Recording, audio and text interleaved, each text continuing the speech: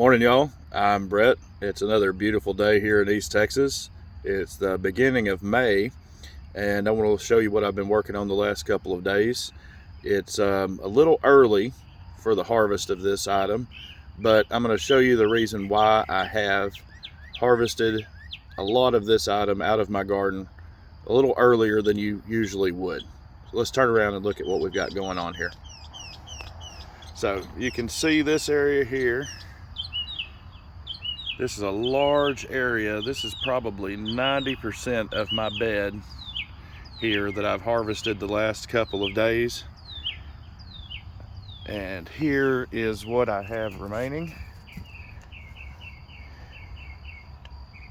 This is my garlic bed. And the reason I've been harvesting it early, let's just first clarify that usually I plant my garlic in October. You can plant up to November here in East Texas is a good time to get it in the ground. And the reason being is garlic likes to have a cold period. When you go buy your garlic, you'll notice when you get a bulb of garlic, it's made up of many cloves. And one thing the cold does, they call it stratification, is it helps the bulb start to divide into those cloves when it gets to the warmer growing season. And so you can see this is good, healthy looking garlic. You look at this plant here, see the different leaves coming out, and I'm not sure exactly, I think most of your garlics are probably going to have around a dozen, 13 leaves or so, kind of like onions. Onions, you'll notice, have different layers. Each one of them leaves creates a new layer in the onion. The same thing with the garlic. Each one of these leaves is going to help go and focus energy into each clove in the garlic. So the more leaves it has, usually the more and bigger cloves of garlic that you're going to have. Now, one thing that I've experienced, and I've seen a lot of people experience this year, is, and the reason why I've harvested a lot of this bed already, even though we don't usually harvest until June, maybe July here in East Texas, is you'll notice here, this is one that I've harvested. And you can see all of the individual cloves, and that they were doing quite well. See the size of those, good sized cloves of garlic. But you'll notice here, each one of these cloves has started to sprout. Let me show you the top. It's going to be a little harder to see here in this video because I harvested these a couple days ago. It's been raining a lot, so I haven't been able to get out here. But you'll notice the difference. See the large, broad leaves on these garlic, and then you look here, all these little fine leaves coming out the top. Almost looks like garlic hair coming out the top there. And you can also see this one had a scape forming, which is the bloom, the flower of the garlic.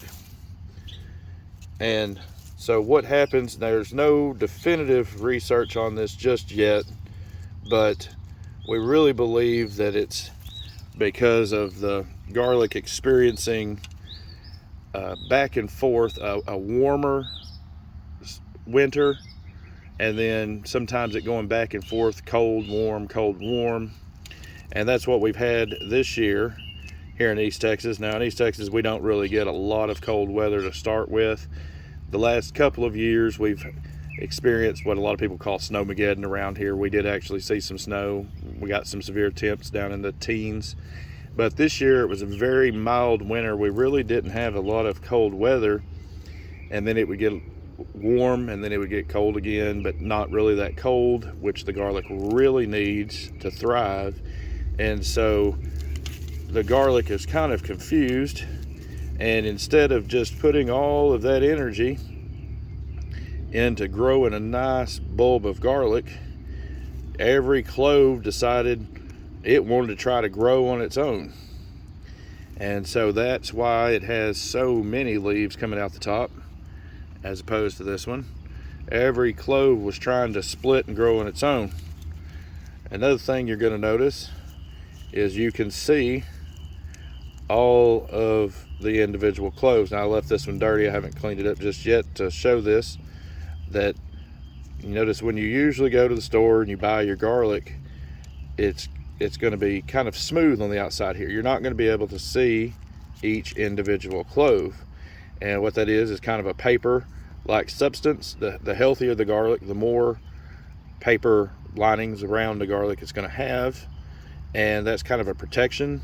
That's what allows it to, when you dry it, to save it, store it for longer periods of time. And that didn't happen with this one, because you can see here how it's starting to peel away all that paper barrier there. And so this one is not going to be able to dry in the usual way and store for as long periods of time. Now, some people may ask, can we eat this? Now, this is perfectly edible garlic. It's going to be just as good, but it's not going to last as long.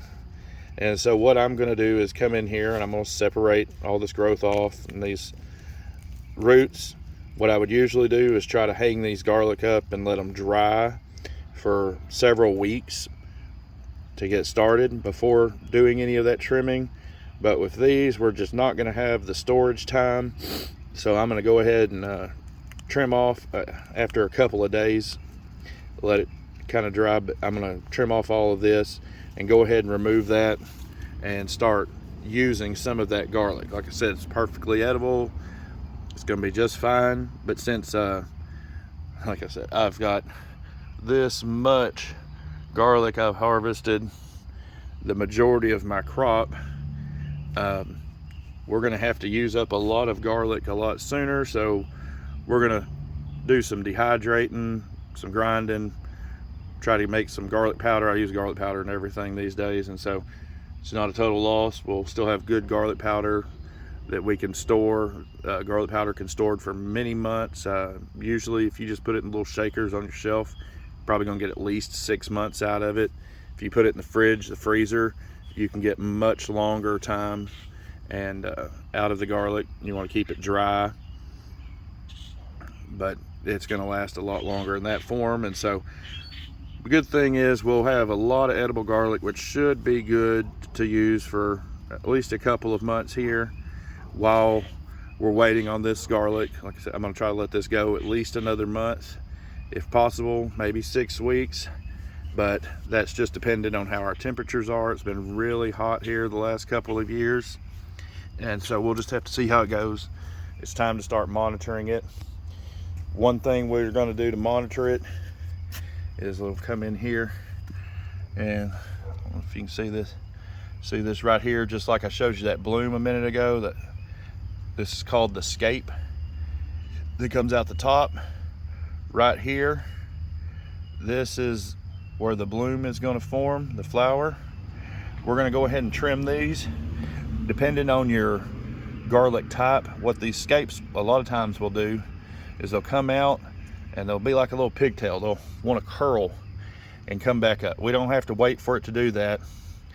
We're going to go ahead and harvest these scapes off. These scapes are edible. Some people say they taste kind of like a green bean, a little mild garlic flavor. You can saute these. You can use them a lot of the same ways you would do garlic. They're just a lot milder flavor. But we want to go ahead and get those cut off so we can make sure all that remaining energy is going into that bulb production. We want to have nice large bulbs of garlic. So we're going to get all these off. You can see a couple here, a couple back there. And usually when these appear, you know that your garlic is probably 3 or 4 weeks away from harvesting. That's going to be on the early side. Like I said, I'd like to get at least into June if we can. That'll be good, but that's one of the first signs to start looking at your garlic.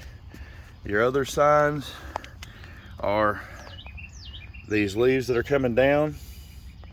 You can notice down here, the first couple of leaves are starting to brown and dry. We want to have, probably at least 4 or 5 of these whenever 4 or 5 of these leaves brown and dry here, it is probably time to pick our garlic. If you're uncertain, you can always come down here at the stalk. Be real careful. We don't want to disturb it, because if you disturb it too much, then you're going to go ahead and have to pull it anyway. But we can just pull the soil away a little bit here. Let's see. All right, see that one? It's got the nice layers on it of that paper covering all of the cloves. So that one is going to be well protected. We should be able to store these very well once they're harvested.